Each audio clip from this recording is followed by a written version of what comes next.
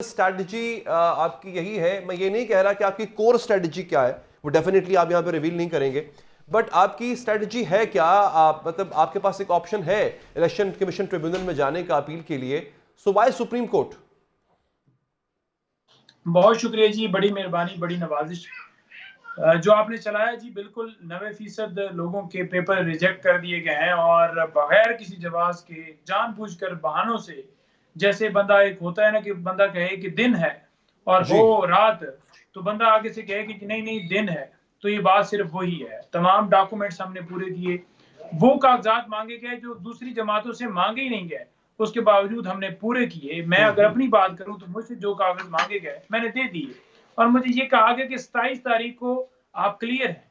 अब जब 30 को लिस्ट लगेगी तो आपका नाम होगा, लेकिन 30 को लिस्ट लगी तो उसमें ये कहा गया कि हमने इनसे एक डॉक्यूमेंट मांगा और इनको नोटिस भेजा, तो लिहाजा ये आए नहीं, तो इस वजह से इनको जो है इनके कागजात जो हैं वो मुस्तरद किए जाते हैं। इसी तरह अच्छा। से पूरे पाकिस्तान में यही सिलसिला जाएगा। अब रही बात शिव शहीन साहब के हवाले से जो आप कर रहे थे, या लेवल प्लेइंग फील्ड के हवाले से जो हमने गुजारिश की थी, ये अगर देखा जाए तो सुप्रीम कोर्ट में दरखास्त देने की जरूरत ही नहीं है, क्योंकि लोग जिस तरह से अगवा हो रहे हैं, लोगों को जिस तरह से उठाया जा रहा है, लोगों के घरों में जिस तरह से रेड हो रहे हैं। जमशेद दस्ती की आज वीडियो आपने देखी होगी, जैसे उनकी वाइफ को जिस तरह से नंगा किया गया है, और इसी तरह से अगर उस्मान डार साहब उनकी वालदा के साथ जो सलूक हुआ है वो आपने देखा कि सदाकत लेकिन नवाज़ी को सर देखे जैसे ना अगवा किया गया, नईम साहब, बाकियों को जैसे इस किया पे गया, और जो पुलिस ने मुल्क के अंदर तरदीद कर तशद्दुद दी किया है। जा रहा है। उस पे पुलिस ने तरदीद कर दी है, ये उनका एकतरफा मौकफ है। इमरान खान के दौर में ये इमरान खान को भी गालियां दे चुके हुए हैं। अगर हम इनकी बात पे यकीन करें तो ये तो इमरान खान पे भी बड़े अजीब अजीब किस्म के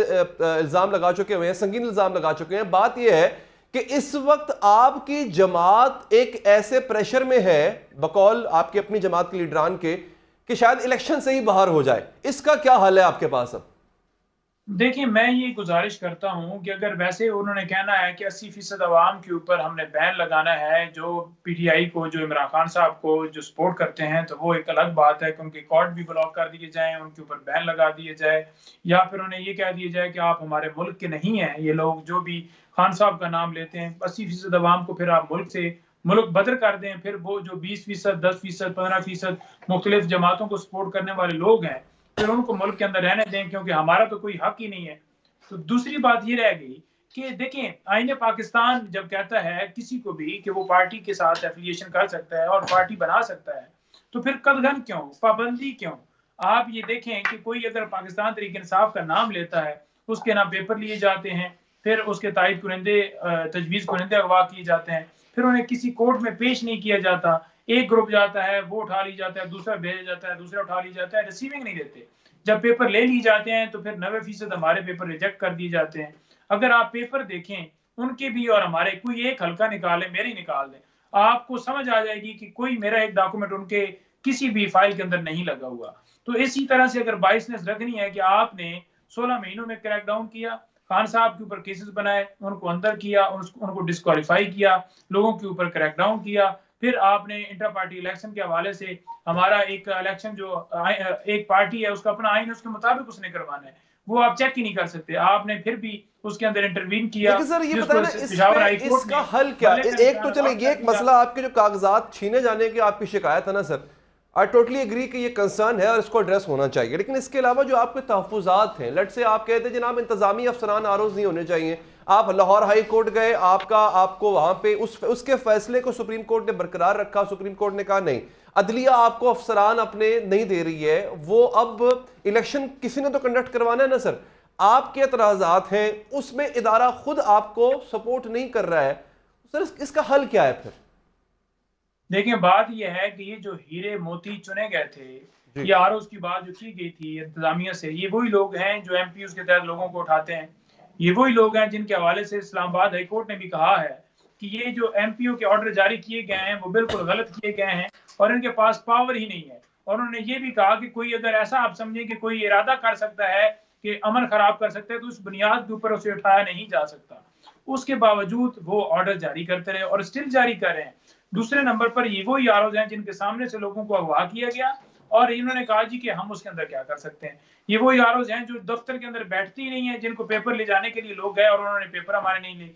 ये वो आरोप हैं जब उन्होंने नतीजा सुनाया तो उन्होंने अपने दफ्तर बंद कर दिए कि हमें वो कॉपी ना दी जाए ताकि हम उस फैसले को चैलेंज ना कर सकें।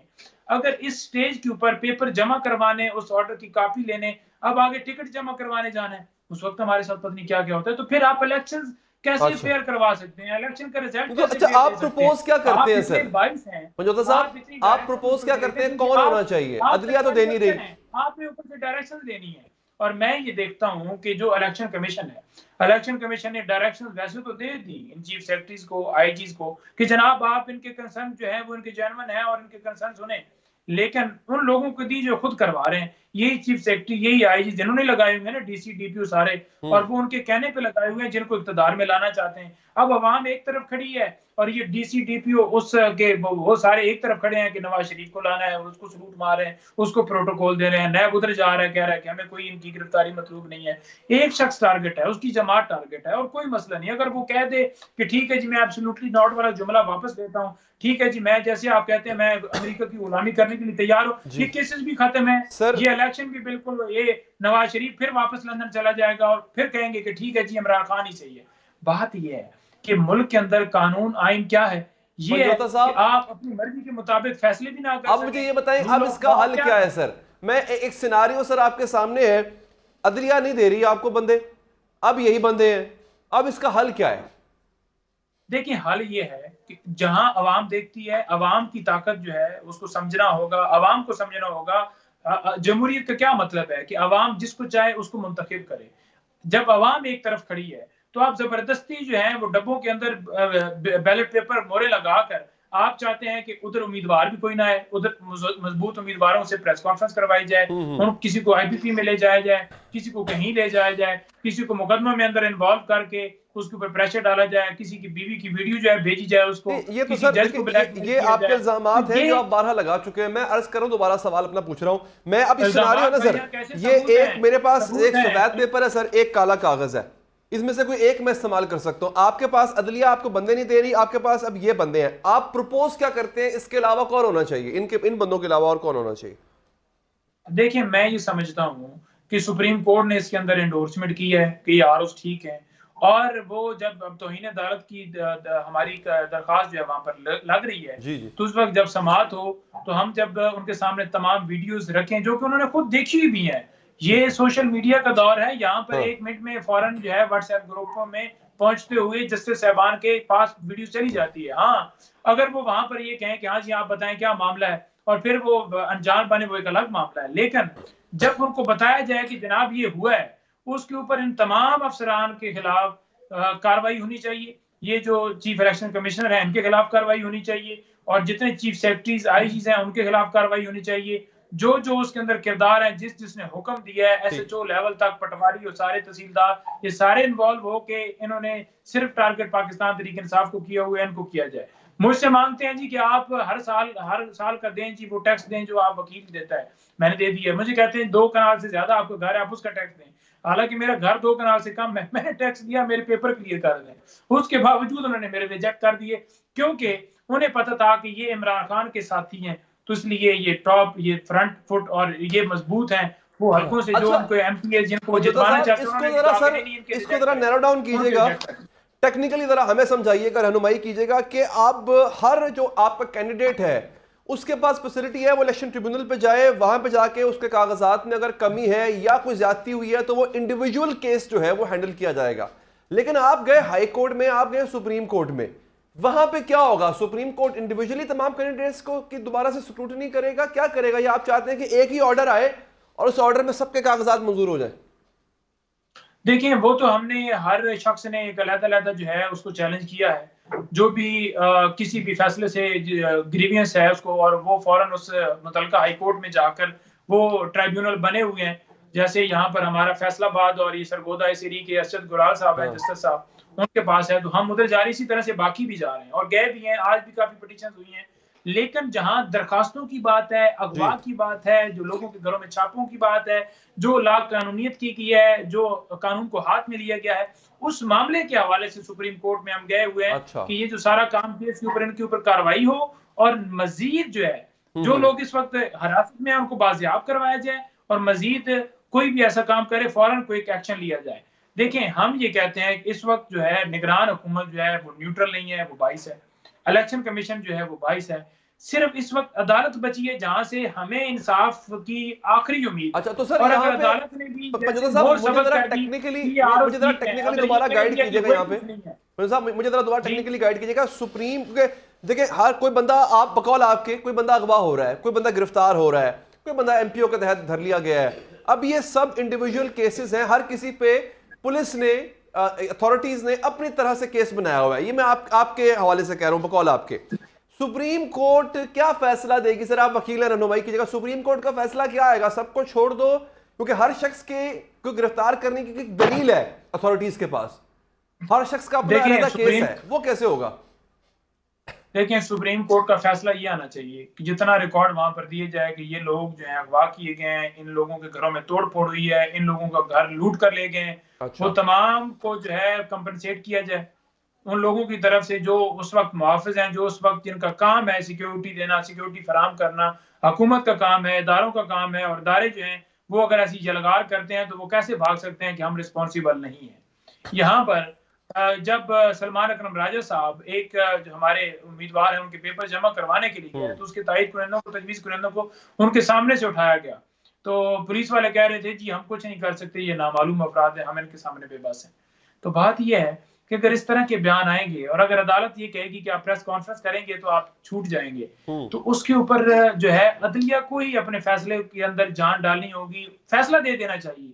आगे इम्प्लीमेंट ना हो उसके ऊपर तौहीन अदालत कार्रवाई करके फिर फैसला दे देना चाहिए। जैसे 8 फरवरी के हवाले से इलेक्शन कमीशन का हुआ ना, जब कोई अदालत, कोई जज भी बैठ जाता है और स्ट्रांग देता है तो फिर ऐसा नहीं होता कि आगे इम्प्लीमेंट ना किया जाए। जब अदालत ही बिल्कुल ढीली हो जाए और तौहीन अदालत की कार्रवाई के ऊपर भी वो बिल्कुल खामोश हो जाए या उसका लीनियंट व्यू हो जाए, तो फिर डेफिनेटली आपको पता है फिर आगे जो है जिसके हवाले से हुक्म जारी होता है फिर वो भी आंखें बंद कर लेता है।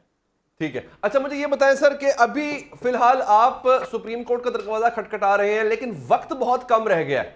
अब आपको इस वक्त टेक्निकल और कानूनी मामलात का सामना है and time is of the essence right now. आपको लगता है कि you will be able to make it till the elections? देखिए, हमारे लिए वक्त कम की जो बात हो रही है वो क्यों की जा रही है और क्यों कहा जा रहा है कि इनको नॉकआउट किया जाए और क्यों कहा जा रहा है कि इनको जो है मैदान के अंदर उतरने नहीं दिया जाएगा। भाई फिर खुलेआम कह देना कि 80%, जैसे मैंने पहले गुजारिश की है। और दूसरी बात यह है कि अगर ऐसा भी नहीं कहा जा रहा और 80% अवाम को आप कैसे उनका वोट का हक जो है वो खत्म कर सकते हैं, उनके मैंडेट के ऊपर डाका डाल सकते हैं। आप उनको हक दें, फ्री एंड फेयर इलेक्शन करवाएं जो इलेक्शन कमीशन का काम है। और जो लोग इससे बेनिफिशियरी हैं, मैं उनके लिए भी कहना चाहता हूं, जो किसी के लिए गड़ा खोलता है वो खुद ही उस गड़े में गिरता है। और इस वक्त उनको भी चाहिए कि जो लोग चाहते हैं उसके मुताबिक रहें, जिसको जो मर्जी जिस हल्के से वो अवाम जितवाए वो जीते, कम सीटें मिल जाएं। सियासत ये नहीं होती कि आप किसी मुखालिफ फ्रीक के ऊपर जो है उसके साथ जितने लोग जुड़े हुए उनको अंदर डलवा दें। यहाँ पर कोई 2, 4, 10,000, 20,000 या लाख 2 लाख बंदों की बात नहीं है। 25 करोड़ आवाम का ये मुल्क है जिसकी 80% आबादी जो है वो बनेगी। कोई 20-22 करोड़ वो इमरान खान के साथ खड़ी है। आप उस पूरी आवाम को जो है वो उससे हक छीनना चाहते हैं और उनके ऊपर जबरदस्ती मुसल्लत होना चाहते हैं। ये आप वोट को इज्जत दे रहे हैं, आप उसके अंदर खुद इन्वॉल्व है, जो बेनिफिशियरी है वो खुद इन्वॉल्व है, वो सारा मिल मिलाप करके उनके साथ जुड़ के वो फायदा ले रहा है। और फिर डिटाई से कहते हैं जी ये पीटीआई वाले ड्रामा करते हैं। इनका सोशल मीडिया बड़ा एक्टिव है, यानी कि शर्म से डूब भरने का मकाम है। अगर मोना सिलाई की वालदा जो है उनके से पेपर छीने जाते हैं और वो वीडियो आती है तो उसके पास उसका जवाब है क्या किसी के पास? या जमशेद दस्ती वाला जवाब है किसी के पास? उस्मान डार वाला है किसी के पास? या बाकी जितने रहनुमा है हमारे, जिस तरह से प्रेस कॉन्फ्रेंस करवाई गई है, किसी के पास है? कोई आईपी जाकर जाता है वो बरी जिम्मा हो जाता है। ठीक है पंजोता साहब, बहुत बहुत शुक्रिया, आपने प्रोग्राम के लिए वक्त निकाला।